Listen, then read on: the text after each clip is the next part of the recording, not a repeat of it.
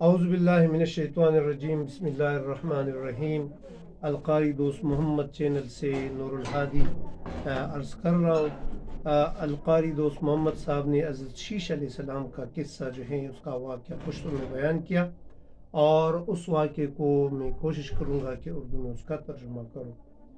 اچھا، جب حضرت آدم علیہ السلام کے اولاد میں حضرت قابیل اور حضرت حابیل کا واقعہ آیا،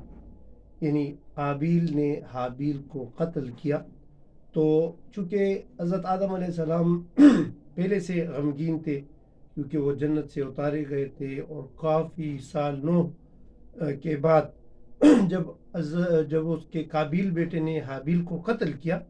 تو یہ ایک اور غم تھا اس پر، تو حضرت آدم علیہ السلام کافی غمگین تھے اور ایک دکھ اس کو پہنچا تھا۔ تو اس کی نسل میں جو پہلی نسل میں جو واقعہ آیا تھا، تو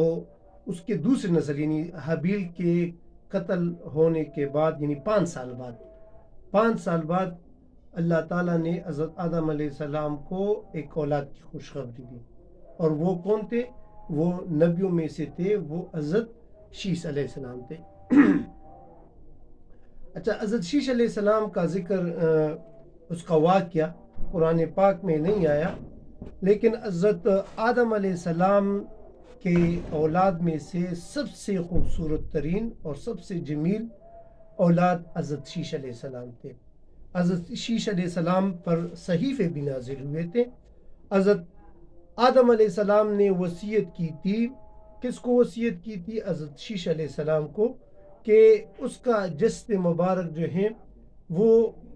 اپنے ہاتھوں سے، یعنی نوح علیہ السلام کا واقعہ آئے گا تو اس کی کشتی میں اس کے جسد کو رکھا جائے۔ اگر شیش علیہ السلام خود زندہ نہ ہو تو وہ اپنے اولاد کو نصیحت کر لے کہ میرا جسد خاکی جو ہے وہ نوح علیہ السلام کی کشتی میں اس کو رکھ لے۔ معارج النبوت میں ذکر ہے کہ حضرت شیش علیہ السلام جو تھے وہ حضرت آدم علیہ السلام کے تمام اولادوں میں سے حسین اور جمیل تھے، اور اس میں کئی قسم کے کمالات تھے، یعنی وہ اس کی مشابہت حضرت آدم علیہ السلام سے بھی ملتی ہے، اور اس کی مشابہت جو ہے حضرت محمد صلی اللہ علیہ وآلہ وسلم سے بھی ملتی ہے۔ حسن اور خوبصورتی کے لحاظ سے حضرت شیش علیہ السلام جو تھے وہ حضرت محمد صلی اللہ علیہ وآلہ وسلم کے ہم شکل تھے یا اسی کی طرح تھے، اور حضرت شیش علیہ السلام جو تھے یعنی اس کی یہ بھی فضیلت تھی کہ حضرت آدم علیہ السلام نے اپنے وفات سے قبل حضرت شیش علیہ السلام کو اپنا ولی عہد جو ہے وہ مقرر کیا تھا۔ حضرت آدم علیہ السلام سے وہ جنت کے قصے بھی سنتے تھے، اور جو صحائف حضرت شیش علیہ السلام پر نازل ہوتے تھے، تقریباً 50 صحیفے حضرت شیش علیہ السلام پر نازل ہوئے تھے، تو حضرت شیش علیہ السلام وہ صحیفے حضرت آدم علیہ السلام سے اس کی تشریح بھی کرواتے، اس سے سمجھنے کی کوشش بھی کرتے تھے۔ حضرت شیش علیہ السلام کے زمانے میں 2 قسم کے لوگ تھے۔ ایک قسم کے لوگ وہ تھے جو حضرت شیش علیہ السلام کے تابعدار تھے، اور ایک قسم کے لوگ وہ تھے جو قابیل کے تابعدار تھے۔ اور جس طرح فرشتوں نے، یعنی جب اللہ تعالیٰ انسان کی تخلیق کر رہا تھا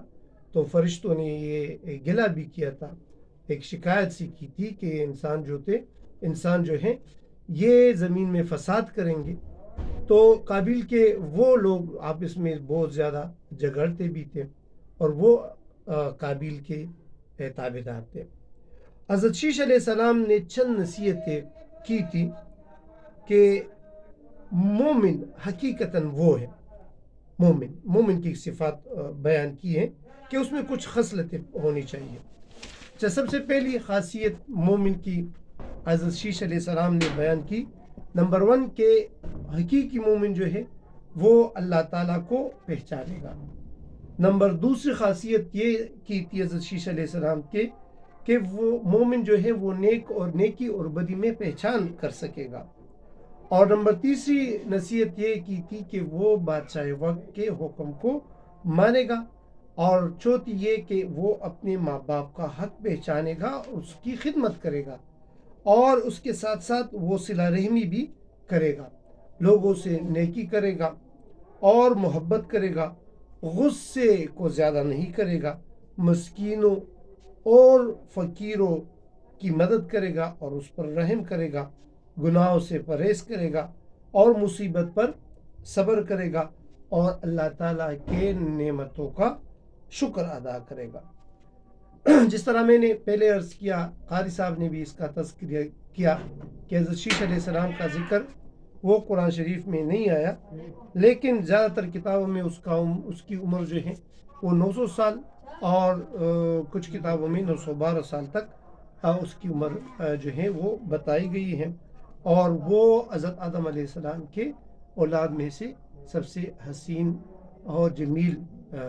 نیک اچھے نیک والے بندے تھے، اچھے اخلاق۔ تمام نبیوں انبیاء جو ہیں ان کے اخلاق اچھے ہوتے ہیں، لیکن شیش علیہ السلام کے اخلاق بہت ہی زبردست تھے، اور اللہ تعالیٰ نے اس کو 50 صحیفوں سے بھی نوازا تھا۔ انشاءاللہ اس کے بعد نوح علیہ السلام کا تذکرہ ہوگا، نوح علیہ السلام کا ذکر آئے گا۔